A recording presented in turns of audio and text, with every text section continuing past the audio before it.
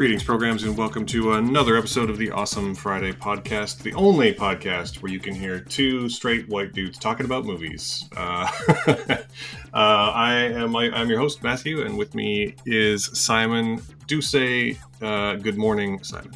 Well, I would say good morning. Oh, it is good morning for the next 6 minutes. Good morning, everyone, and all our new listeners as well. We're getting a steady stream of new followers and new listeners, so it's really nice to have you on board to join the lunacy. It really is. I don't know where you're coming from, but please keep showing up because it's great to have you. It's lovely. Welcome. Come sit down. Take a load off. Indeed. Listen on your drive. Listen on a walk. Listen. You look tired. You've worked. Actually, we need Rachel really for friend of the show, Rachel, to do this section. You've worked hard today. Sit down, take a load off, and maybe listen for the next hour as two straight white men talk about movies. You don't. Neither of us really has the NPR voice down to the same degree that our friend Rachel does. I know we talk about this a lot. I think we talk about this every week, but it's depressingly accurate because I thought I had a good NPR voice until I heard Rachel recorded with Rachel. Like, oh man! So to be fair, I think you have a good BBC voice because you can't drop your accent enough to be, and it's not, and your pronunciation is not received enough to be properly NPR in North America, to be CBC in North America. I mean, it can be. I can activate the RP anytime you want me to. I can't activate the accent though. I could do the accent, but you don't want to hear it. I mean, no. I mean, yes, I do want to hear it. No, you don't. Yeah, I mean, for all of our listeners, here's Simon speaking in a North American accent. Not just laughing, but indeed adopting Forget about it. Listen to our podcast already. Come on. Look, not Al Pacino in an 80s movie. We are talking about two movies. One movie is good. The other is fine. All right? Oh, way to blow the whole podcast. Jeez. Hi. Thanks, Al Pacino. I'm back now in the room. It's not a convincing Pacino because at no point did you go, hoo-ah! That's true. Yeah. I should work on that. I mean, Al Pacino's an easy one. You just have to yell and sound gravelly. And so it's... But, I mean, let's turn the tables. How's your received pronunciation BBC voice? I mean, I think it's fine. Are we going to hear? We have to hear it now. You've heard my terrible North American. So I don't quite do received pronunciation, but I can sound like an utter twat.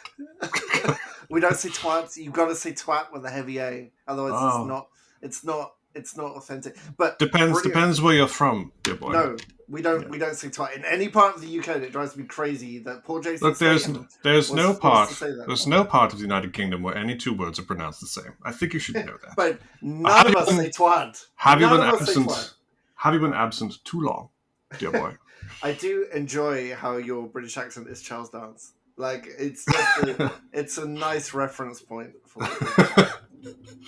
I mean, you just have to pick someone you like the sound of and imitate it. I know that's a really reductive way of doing accents because people don't get it. There's people who can do them and people who can't. And I tend to adhere to the rule that I don't do an accent in front of the people who have that accent. But I mean, if I do a Scottish accent, I'm basically just being David Tennant with his natural brogue. And if I'm doing Irish, I'm basically just doing Liam Neeson with his normal thick Irish accent. It's a thing. My only accent claim to fame is that in 2008 I did a play here where I had to be, it was set in the 1940s and I was a New York Jew, and I tried to self-teach myself the accent, and it was so horrific. They hired me an accent coach who was a lovely old lady, a Jewish lady called Wendy, who was the musical producer for Theatre Under the Stars. So everyone knew Wendy, and she gave me accent training, and I went in I prepped it thinking I know Woody Allen. I'll just do Woody Allen. I can. So I went. I was like, just. And she was like, no, no, that's completely wrong. And so she broke down my accent. We did it all phonetically, and it went really really badly until like the play opened. And my only accent claim to fame is that I performed one night, and then we went to the bar afterwards, and there were people from the audience. It's in the metro. If you know the metro, there's people just sort of hang out, and the cars comes down. And there was a woman there who, when I started talking, was just staring at me in shock because she was a New York Jew, and she thought I was naturalized New York Jew. And that was a long time ago. And now, if I try and do any accent work now, it's pretty terrible because I've stopped training. And but I'll always have that moment. I convinced a New York Jew that I was a New York Jew. Hmm. That's it though. But like any muscle, if you don't constantly train it, it goes. So it's pretty horrific now. But I did I it mean, I once. believe it. And Yes. accents are difficult. It's funny because we often look at people who go from America to the UK and do British accents, and we're like, oh, that's not very good. Mm. But I actually find that you know they're often better than British people who come here. Because when British people who come here get it right, they get it really right, and when they don't get it right, they get it really wrong. Yeah. It's like, and I think it's smart. There's probably a whole discussion that I'm unaware of in like dialect coaching circles where how like I think actually Jason Isaacs is a really good example. He does a really good American accent as long as it's Southern, You pick your right? accents. As long as he's from the Bayou, basically he sounds authentic. Um, but you put him in like New York or anywhere with like a flatter accent, like here, yeah, it doesn't sound quite right. And Benedict Cumberbatch, very famously, has a very uneven American accent. But again, Uneven. when he's in something where he has to be from the South, he sounds great. And I think it's just because it's a lot closer to what he has to do just normally, uh-huh. you know. It's a Uh, it's a it's very curvy. I do enjoy moments like I think Bella Ramsey's fantastic. She's got a really good authentic American accent, except when she gets really really like heightened emotion. Now and again, you can hear like the glottal. She's from London, so the glottal T sort of slips mhm, out, sort of, and it's just tiny, and you can just hear that London come out for a second, mhm. and then it disappears again. And I I like that. It's like, oh, I know where you're from. I can hear it. I can hear it. Yeah, But you she's feel she's phenomenal. kinship because she's from your tiny island. Yes, Yeah. that's right. And we all know each other. I So mean, which makes sense. We all know each other in Canada as well. uh, how which movies are we talking about today? Oh, well, we're talking about two movies today, which I know is a shock. And yeah, why don't we start with the one that just came to streaming after a successful and, as you're about to hear, I think critically well received theatrical run. Simon, why don't you take us through the basic plotline of Scream 6? Oh well, this may shock you if you've seen any other Scream movies. But there's someone in a Scream mask, and they, whatever, are killing people one by one, and it's basically live action Scooby Doo for adults because uh, at this point now, what I really like about this franchise is that the audience is completely like invited to participate in the solving of this crime. Like this film almost does not have a fourth wall. Like you are brought into the fold, and now to watch Scream 6, I do recommend you do what I did. If you I haven't seen any Scream past 2. I kind of lost interest past 2. I enjoyed 1 very much, but on your recommendation, I went and watched 5 because 6 is a pretty much a direct sequel to 5 Oh in no, not itself. pretty Okay, much. Like all it's right, a direct sequel to 5. We don't need to mince words here. but it does cover the franchise on a wider scale. But it is 6 months after 5 with the same protagonist from 5. And in 5, you're introduced to Sam and Tara, sisters, who have a connection to the history of this. And this whole franchise now is always, it's so storied now, and it's so meta, because the Scream movies are made as stab movies, and the stab movies inspire people to recreate the kills, which become Scream movies. So the two sisters have a connection to the franchise's roots, but it's all still very, very meta. And it somehow, I don't really know how it does it, because sometimes, often, meta references can be just eye-rollingly cringe. Do you know what I mean? Like, outside Yep. of meta things.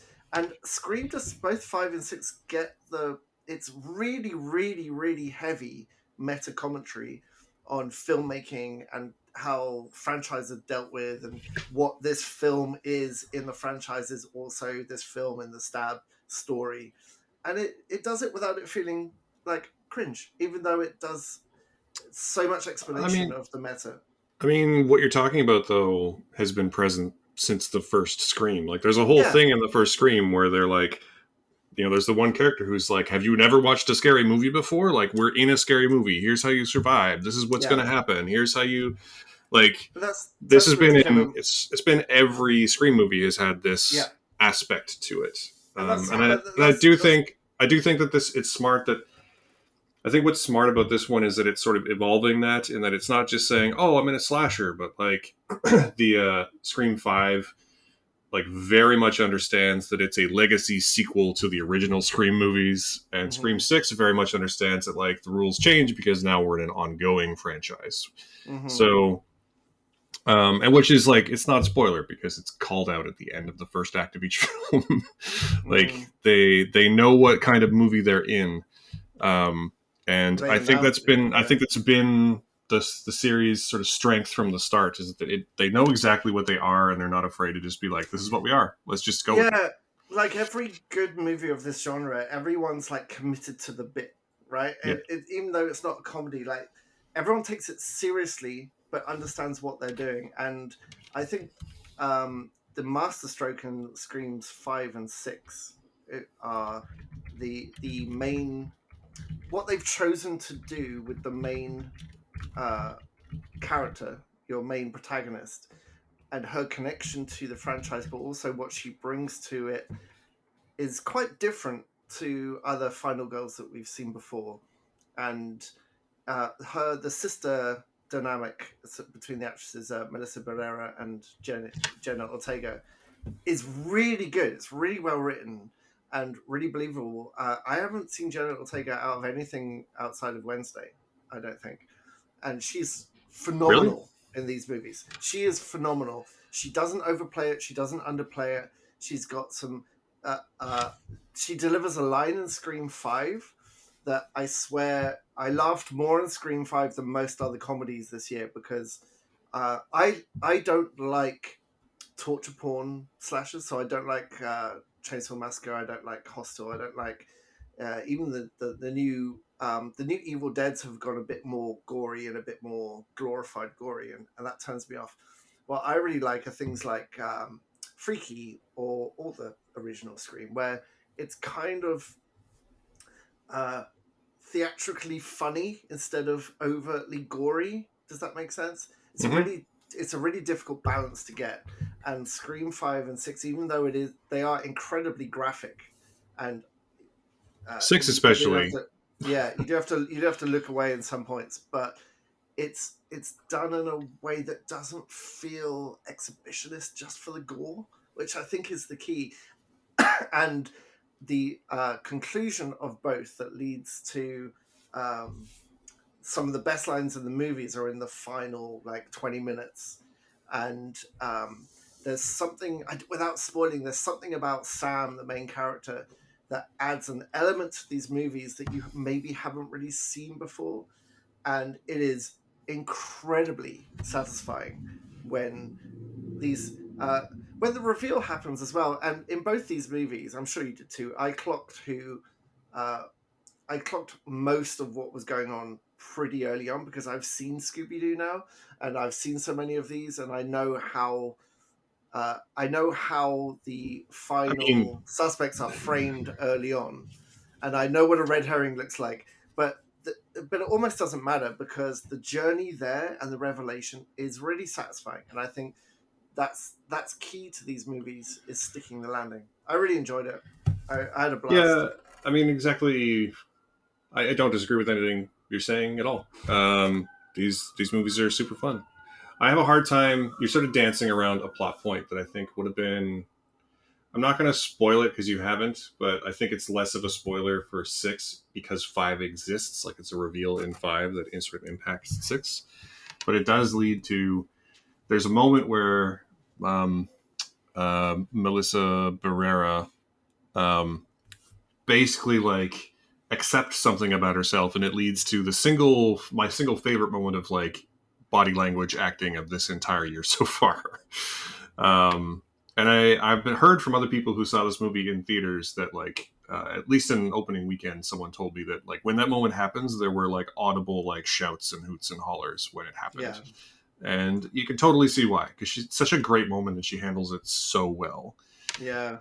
She Um, she's incredible. I've never seen her in anything. When before I went into these, you just texted me, you're gonna fall in love with Melissa Barrera because I one of my favorite genres of character is woman who fights back and gets the upper hand and wins. And so obviously Alien was one of my first favorite movies, and I think the Ripley effect has stuck with me all the way through.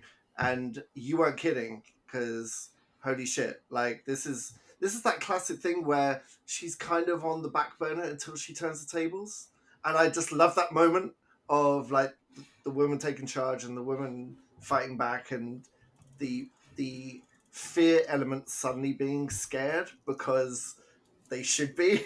It was just yeah, we're, it's so well you're done. you're talking about the same moment that I'm talking about, basically, Yeah, yeah, where because there's a lovely character moment between the sisters where they have to sort of like realize their individual strengths, and then like realize that they can survive apart and then play to their own individual strengths, and it's a wonderful, wonderful moment in the film. yeah.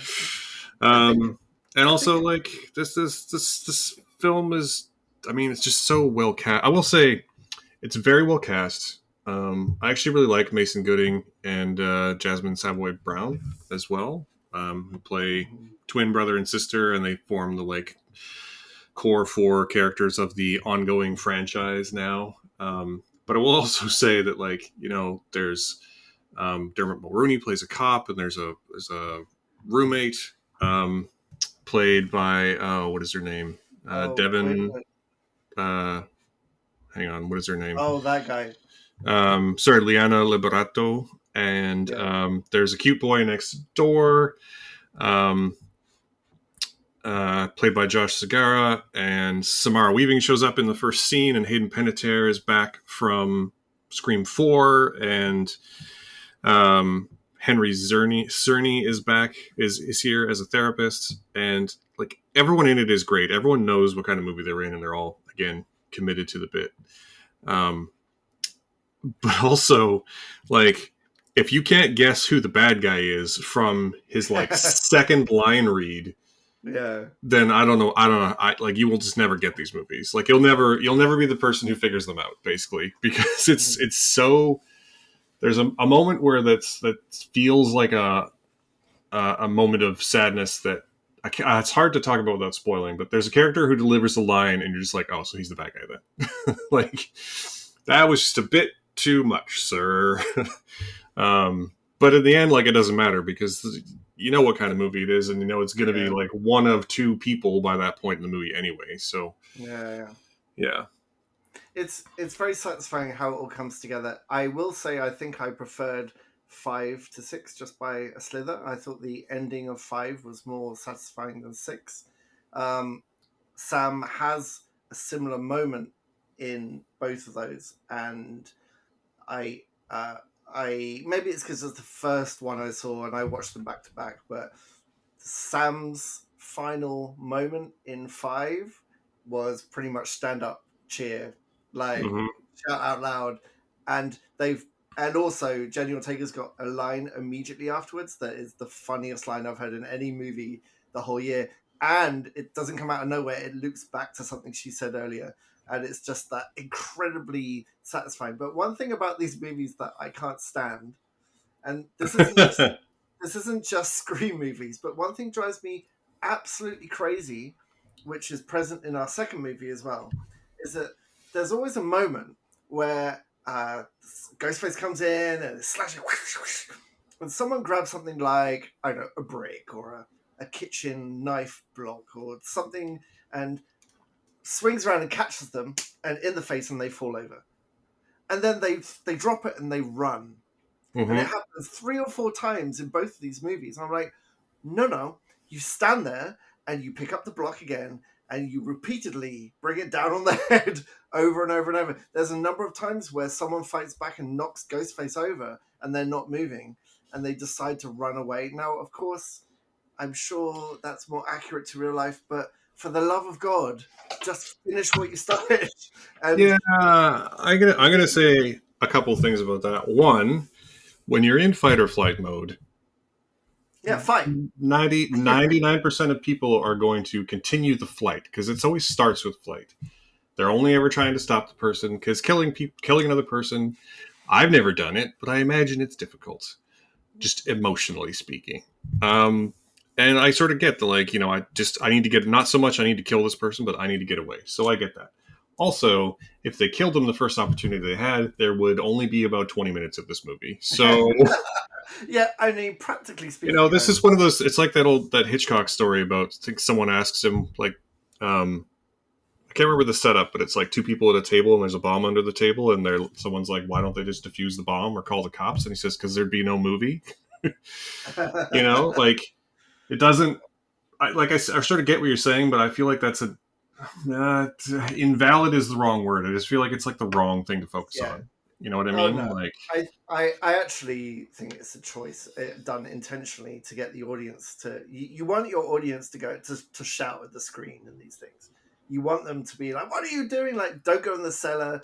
Don't do this. Don't do that." Like, and it's every time I feel like shouting, just continue hitting with the wooden block on the head. Just keep at him. Keep at him. yeah. But I guess that's part of the interaction, isn't it? I mean, I It's do also, again, I just legitimately think that, like, when you're already in flight mode, you're in flight mode. Like, you might stop to slow the person down, but you're not thinking about anything other than getting away. I think it's probably psychologically pretty accurate for anyone who's not a sociopath, basically. okay. Yeah. I do want to say that I'm just checking the directors of these. Are they directed by the same people? Because No, both but Six was directed by the same people who did Ready or Not, which is mm, also fantastic. Tyler Garrett, I think, did both. Yeah, Tyler Gillett did 5 and 6, and his co-director is different in each one. Ah, Um, but they're both brilliantly directed, and that's something I'm really reacting to at the moment. It's not just the story, but how the story is told, and it's nice. It's pretty well written as well. But the the the setups, because it's all about the how people get killed now is why people go and watch these movies. You want to see something original, and there's lots of little touches like Ghostface has a shotgun at one point, which I wasn't expecting. And in 5, there's a play on Find My Phone, which absolutely plays into the Aliens motion tracker as well. And there's lots of little, like, I get the feeling, it goes back to what I said at the beginning. The directors of these movies know they treat the audience as movie lovers. And so every reference there is not trying to be clever. It's just drawing the audience in a bit more. And maybe that's why they work so well, is that you don't feel like a passive observer. You feel like part of the group, like solving this story and rooting for the heroes. And it's just really, I thought the action's really well choreographed and everything's edited and lit and directed really well. hmm and I was wrong. They are both directed by the same team who also did Ready or Not. So I thought it was Uh, a different team in 6, but it's in 5, but Matt it's not. Tyler. It's Matt Bettinelli Open and what's the other guy's name? Tyler Gillett. Oh yeah, you're right. You're right. It's the Yeah. same team. Yep. And Ready or Not's fantastic as well. So I'm not surprised by that. And yeah, Ready or Not doesn't have the meta aspect exactly, but it does also get everything we're talking about. So Yeah, yeah. Oh, for real. Yeah, yeah. yeah. So So I don't know. When I was thinking about stars for this, I enjoyed five a margin more than six, but I don't think it's enough to drop stars. So for me, they're both 4-star movies. I'm going to give Scream Six 4 out of 5. Where are you with this one? they're both 3-star movies for me. Oh, interesting. Six. I mean, they're fine. Um, I Oh, think they're good. I six. think they're a good time. Good time at the movies. If I had to choose, I would say maybe I might like. It's hard because they are very much like if you, especially when you watch them back to back like you did. But they kind of bleed together in my mind because it's such a close sequel. Mm-hmm. Um, but if anything, I might knock it down because, or not knock it down, but I guess it's not really elevated past 3 for me because it does play it a little bit safe. Um, in 6 specifically, the one we're talking about, like, um, it's one of those weird horror movie problems where the sort of the more someone's in danger without getting hurt, the more you or without getting like actually killed, the more you know they're going to survive. And a couple of the characters are like pretty tortured in this movie, and by like halfway through, I'm like, there's no way that these people are going to die. You know, like Mm. there's there's stakes in this movie, but not for these 4 people who are the main 4 people I care about. And I know that's a bit of a spoiler for anyone who's listening, but like it it plays it a little too safe with the main characters for me Okay. to be truly great. Um, but that being said, like everyone in it's great. That's not their fault. You know, it's just that like again, like if you only ever kill the red shirts, the show's not going to have that many stakes, that much in terms of stakes. Yeah. Have you seen all of the movies in the franchise? I have, yes, And what's your favorite out of the six so far? the first one. Oh, interesting. It might be colored by nostalgia, to be fair, but I would say that I think it would probably be like 1 and 2, and then 5 and 6, and then 3 and 4 for me. Um, in that I hold 1 and 2 in fairly equal esteem, and 3 and 4 in fairly equal esteem, and 5 and 6 in fairly equal esteem. So 1 and 2 would be my sort of first my favorites, and then these two, and then the middle ones. I actually didn't know Wes Craven directed one, two, three, and four. I thought he stopped after two. That's No, interesting. no, he until he passed basically. Mm-hmm. Yeah, Oh, but this yeah. film. Okay, before on that note, this film really reminded me of Wes Craven's New Nightmare, which I mentioned to you, in its meta aspects and the way it's a story dealing with the story and trying to work out which elements of the story are now dangerous to them in the real life. Wes Craven's New Nightmare is my favorite Nightmare on Elm Street and one of my favorite horrors. And if you haven't seen it, it's really, really fantastic, and some great action scenes in it as well. And it's spooky. It's properly spooky. There's a great scene where, oh, what's the girl? Heather. Who played Heather? That actress is having nightmares of Freddy Krueger. So she contacts Robert Englund Oh, about that one. I know what you're whether talking about now. whether he's been getting nightmares about Freddy Krueger, and he's like, no, no, nothing, nothing. And then he hangs up, and he's just been painting these like bleak, nightmarish things, and he's really troubled as well. And I really love when things sort of bleed out into like the real world from a fictional thing. Which Hmm. Nightmare on Elm Street do you think I was talking about? I honestly couldn't remember. I've only seen a couple of them, so Oh, okay. unlike say Halloween, I think, which I've seen all of, and Friday the 13th, which I've seen all of for sure. I Um, haven't. Nightmare on I Elm haven't. Street is one I haven't seen a ton of. I haven't seen it. I love Freddy versus Jason, but I get the feeling my favorite um, Jason will be the one where he goes to a space station and Oh, carves up people in space. so he doesn't Probably go that's to a the space station. He gets finally apprehended in the present, and then cryogenically frozen, and then thawed out in 200 years. See, that's my favorite one of that franchise. I don't have to see it to know that. And then the like advanced medical nanites on the ship turn him into Super Jason. How can you not love that? That's got I to be mean, really it's pretty, and it's that's actually interesting. That movie's interesting because it's clearly filmed here because so many of the people in it are like, oh, it's that Vancouver actor, and oh, it's that yeah. Vancouver actor. Yeah, Is that Jason X? yes, it is. Right. I'm Yeah, gonna put that on the list. yeah, good. Good. Uh, well, that Okay. is Scream 6 and also 5, pretty much. Which it is, I mean, it's a hearty recommendation from both of us. They're both good Yeah. movies. Yeah, they're really good. Really fun. Yeah, so let's move on to our second film, which is now in cinemas by the time you're listening to this. And that is the Finnish historical action film Sisu, which is the story of a man who is prospecting for gold in Lapland, who happens to be a former one man death squad, who's made his name hunting Russians in the winter forests of Finland. Um, and he strikes gold in the middle of nowhere. And on his way back to civilization, he meets some Nazis who are in the middle of their scorched earth campaign in Finland at the time, and they try to kill him and take the gold that he's found, and then he kills them back. He kills it. He really, And really just kill them.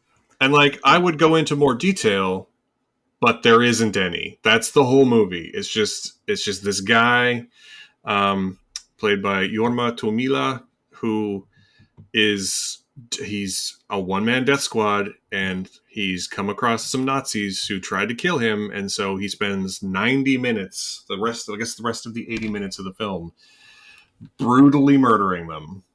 And let me tell you, if you want to see a movie where some Nazis get killed, have I got a movie for you?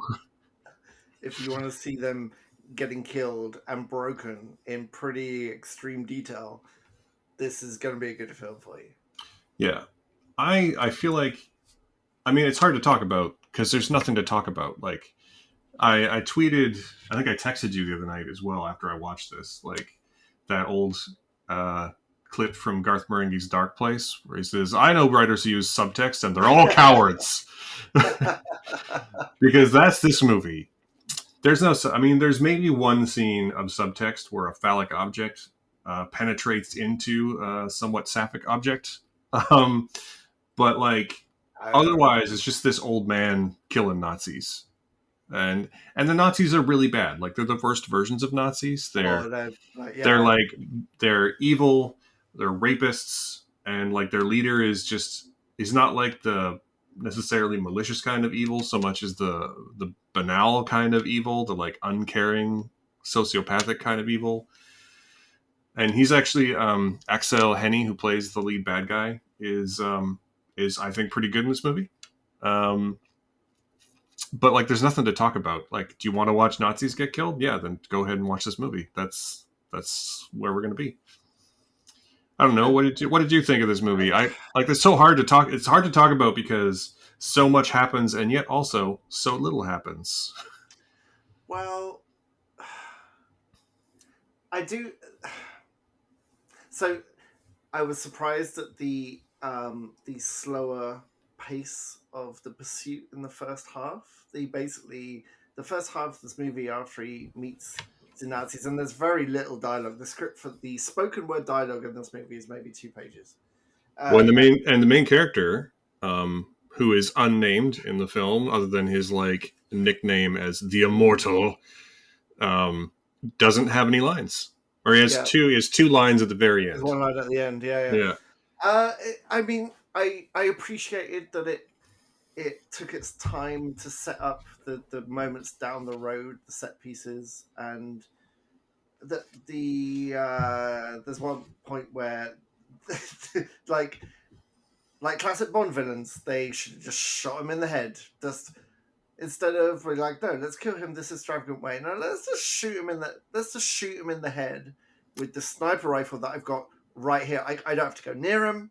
Like he's standing right in front yeah, of us. I could just shoot him right now.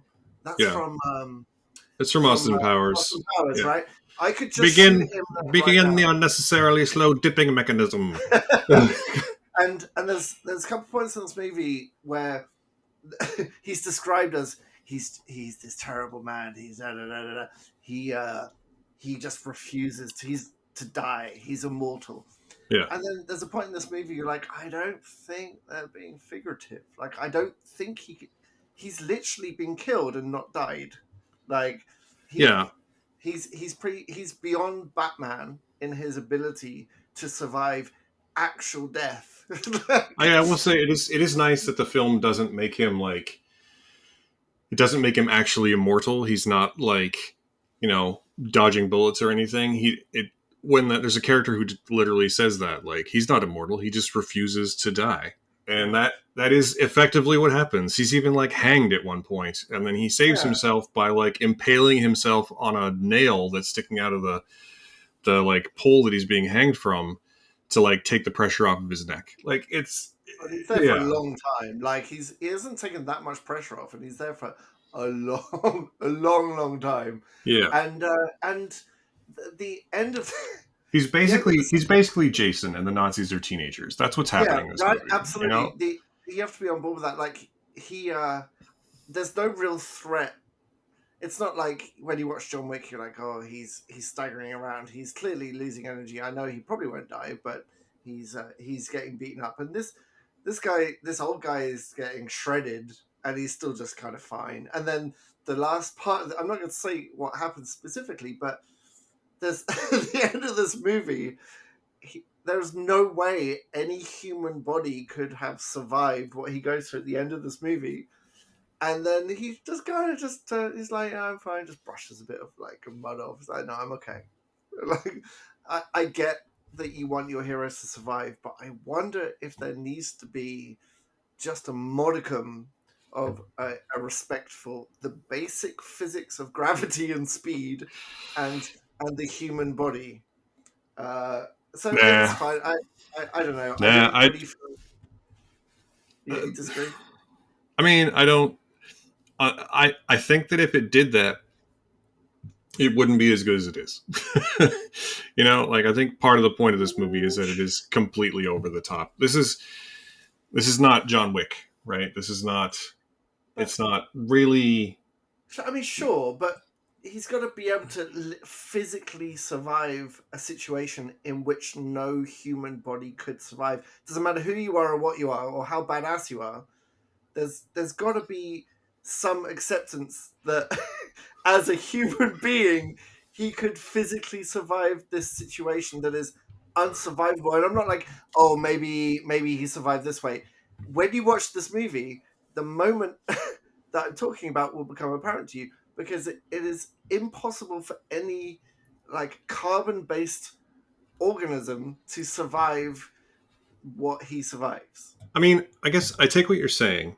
However, at the same time, by that point in the movie, like if you're not bought in, you just never would be in the first place. Well, Because like you got to remember, not by that point, by the point in the movie you're talking about, he's been shot a couple of times. a He's lot of been time. he's been hanged. He's been blown up, like, and he's survived underwater for an A hour. long time. Yeah. And the movie Apparently does, so. and the movie does give him like I would say actually, there's a long sequence underwater actually, and it does do a pretty good job of like it's totally unrealistic, but the way they have him like get air is pretty great.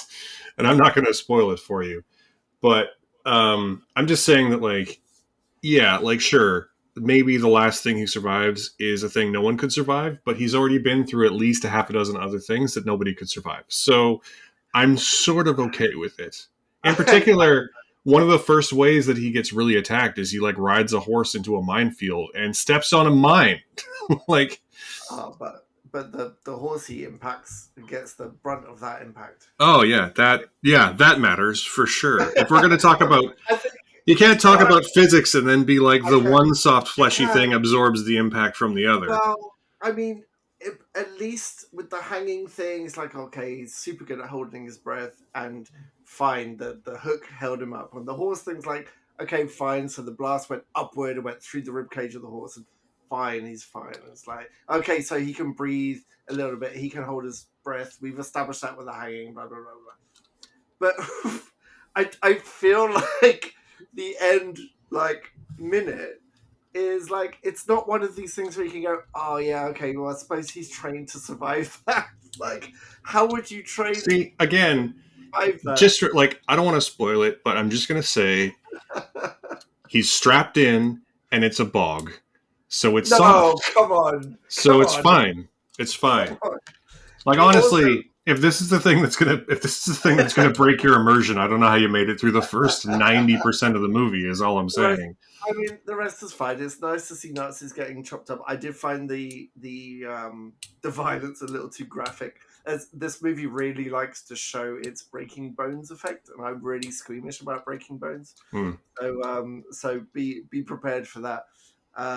There are a couple of And really excellent kills, though. Like, there are, there's one really excellent kill in a minefield, one that I yeah, really liked.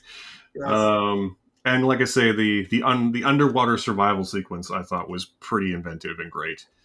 I think the best kill is the first one, but unfortunately they put it in the trailer, so I knew it was coming, because that's a real shocking moment that is not led Mhm. to at all. It's not hinted at all. I think it's a really, really, really effective visual kill, but they put it in the trailer, so I knew it was coming. But it's I mean, well that made. first one, it's honestly kind of shocking that first one's in the trailer because it's quite graphic. Yes, yes, it is, but it certainly sets the tone. But the Yeah. whole thing is, you could see all the fighting. It was edited nicely. It's not, the camera wasn't jumping around all over the place. Oh, This, I was about to say the exact opposite oh about the really? editing. Actually, yeah. Oh, okay. It There's didn't bother me. definitely there's definitely some. So one of my problems with the film, like, I don't mind how straightforward it is. I don't mind how over the top badass the hero is. What I do mind is, especially, I think that first scene where he kills the first group of Nazis is a great example of it. It cuts too fast, and I can't really see what's happening for a lot of it. Um, and it's cutting. It's not cutting because they need to. It clearly looks like everyone's doing the things they're doing. It looks like it's cutting to make it seem faster, or maybe it is to like disguise how slow they're actually moving. I don't know what it is, but it definitely cuts. It's not like it's not Taken 3 bad. Don't get me wrong. It's not. It's not like Winter Soldier bad, but like it's not good. Like, it definitely, in a lot of scenes where I just wish they would do the John Wick thing and pull the camera back and let me watch. They get it up close and they cut a whole bunch of times, and I'm just like, if you've been listening to the podcast for any length of time, Mm, you know that I'm very much so over that. mm-hmm. Uh, That's fair. and I still am, and but like, Well, it's not a bad movie. It's just like, I just want to watch your action scenes, man. I want to see them. I want to know that the actors involved did the training and can do the stuff, and I want to see them do it. every That's where I'm at. every time we have this conversation, which is pretty frequent, you reference Taken 3 as like the apogee of how bad this can be, and I've never seen it. I feel like I should Don't. watch it so I can experience. I will text you. I will find the scene in question that really hammers home how bad it is, and I will send it to you. But I, I there's a scene where in Taken 3 where protagonist Brian Mills runs out of an alley into a backyard and jumps over a fence. It takes about oh 15 seconds, and there's yeah. approximately 38 cuts. Oh, poor Liam can't do that stuff. Though you got to cut in and out of his stuntman multiple times. No, but that's the thing. It's very clearly him the whole time. It's just it's so bad. It's so bad. I will send it Wow. to you. It's awful. Yeah, I look It's forward also to just it. not a good movie. Like, Taken 1 is good, and Taken 2 is like skirting the line of good, and Taken 3 is just bad. Hmm. Oh wow. Yeah. So where are you landing with stars for this movie? Like, what? How would you? Is this a recommend from you to watch? I think the people who are going to connect with this film are going to connect with it pretty well. I think it's perfectly fine. It's a solid 3 stars for me. Yeah, I think I'd probably agree. I mean, it's pantomime, it's pure violent pantomime. The Nazis are super Nazis. Like, there's none of this. Oh, some of them are just boys following orders, and it's No. difficult. No, no, no. These are like the evilest evil Nazis you're going to see, and everything. The whole thing is just a big violent pantomime with one very persistent bearded man causing trouble for Nazis. I mean, And if nothing else, it's 91 minutes. Like yeah, oh it's god, it like it knows what it is. It's exactly yeah, as long as it needs to be. yeah. Like most of my problems with it are fairly nitpicky. There's nothing. There's also no character arc. Like there's no, you know, it's just Nazis dying. So if you're into that, and I watched this movie with my wife, and she loved it. Like she Oh thought it's really? just one of her favorite things of the year so far. And I Really? get that reaction. I wish I had that reaction, but I just didn't. I didn't really. I thought it was fine. Right. But I don't think anyone's going to tell you that it's bad exactly, as long as you have an understanding what it is going in. I think. Like I will say that I keep seeing. I'm not sure if it was from this played at. I think it played at TIFF last year. So a bunch of people that we know, that I know, you and I know, had already seen it. And I keep seeing this recurring sentiment that it like must have been a conversation after the screenings or something where people are saying that it's like they're likening it um, to Fury Road in particular. And I'm just like, it's just not like that's unfair because Fury Road is a much better movie. uh, Yeah. and like if you were gonna liken it to anything, it would be, and even like I saw someone compare it to First Blood, which is obviously the first Rambo movie. Um, but that's unfair because the first Rambo movie is a very different movie than what you think a Rambo movie is. Uh, Mm. um, so I don't know. It's It's fine. It's totally it's fine. It's perfectly it, cromulent. It like there's nothing wrong with it. It's 90 minutes of Nazis dying. That's never a bad yeah, thing. So yeah, I think everyone should check it out. Some of you will sure. connect with it more than I did. Some of you will probably connect with it the same way that I did, and that's fine. It's Power Rangers, but all the Power Rangers is one bearded old guy, and the sci-fi old woman is a Nazi pantomime, and then the violence is pantomime as well. So 3 stars. There you go. I mean, Violent Nazi Power Rangers. yeah, and I will say that like everyone who's in it is fun. Like Yorma Tomila is the main guy, is fun. Axel Henning is clearly living it up as a Nazi, and so is Jack Doolan. I don't Mm. know that I've seen Jack Doolan in other things before, to be totally honest. He's English, apparently. But and there's one little subplot with a bunch of women in it that like I think is a little over the line in terms of it's not, you don't see it, but like there's a lot of like implied sexual violence, and I'm just not really sure that it's necessary. But like that's fine. These are all But fairly that, I nitpicky. mean, that it does have a nice payoff. It does have a I nice didn't it does I have a did nice enjoy the payoff, but like I also just don't think it's necessarily necessary. payoff. Oh, okay. Yeah, 3 stars for me then. Go see it. I think if you probably had something to drink or smoke beforehand, you'd probably catch this 11 o'clock showing of this before you hit McDonald's. I think it's that kind of movie.